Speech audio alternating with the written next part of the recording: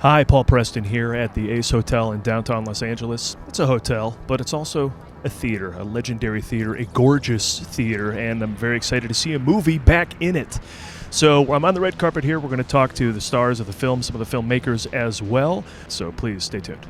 Let's talk movies. Let's talk movies. Well, listen, I mean, I sit here in front of John Logan and I go, Gladiator, Last Samurai, Bond, Star Trek. I mean, it's just insane. But this is your directorial debut. So why this story? Because it's personal. You know, it's very personal. You know, when I was growing up, there were no queer kids in horror movies. And that always bothered me. I always wanted to see myself represented. I think audiences always want to see some version of themselves and their story. So I wanted to write a movie that sort of redressed the balance I felt as a kid and just became very personal. And that's why I ended up directing it.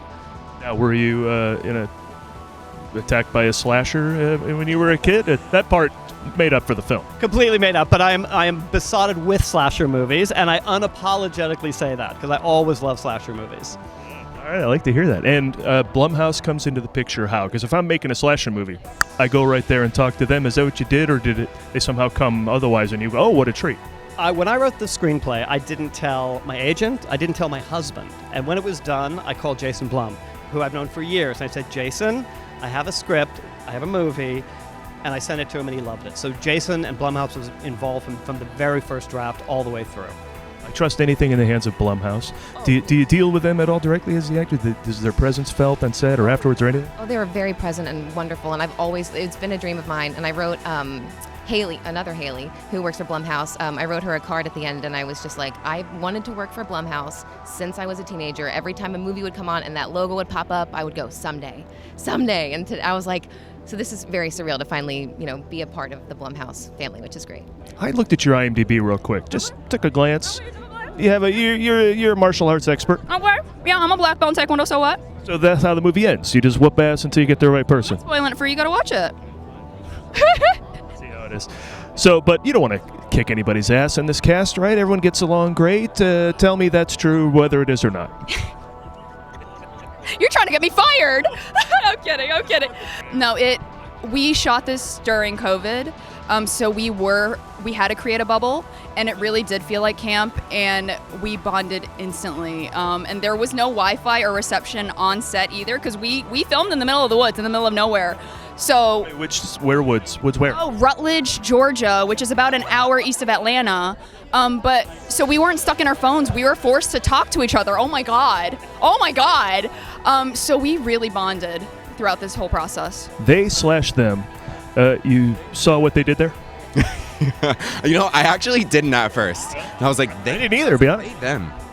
This is interesting. And then someone told me, and I was like, oh, that makes so much more sense. Probably going to be a lot of that in the movie, right? Where you're like, I know what's going on. No, I don't. No, I don't. Exactly. Finally, the gay community and slasher films have come together. Your thoughts? I think it's a wonderful melding of cultures right now. I mean, there hasn't been one that I can think of, straight up, right? Like, There hasn't.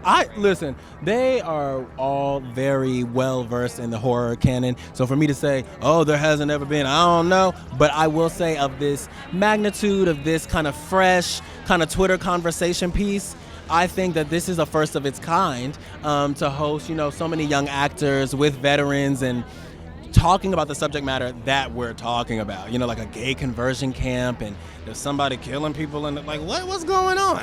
When does this take place? What's the time period? Is it current day? It's current day. They still have these camps. And they still do. And people are still sending their kids. And you know what? Here's what I had to say. I was like, if you have to send your child anywhere else and then tell a stranger to, by any means necessary, get my kid in the check, I can 100% guarantee you that they're going to use tactics you would not approve of if you were there. Do we see that in the film?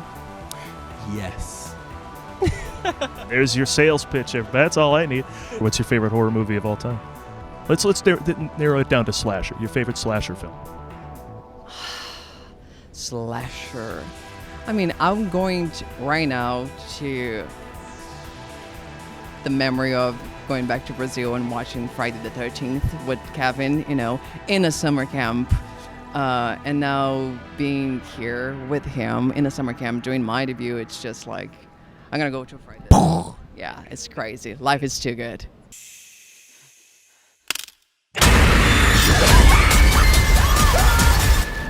Just enjoy the sunshine and work on your tan.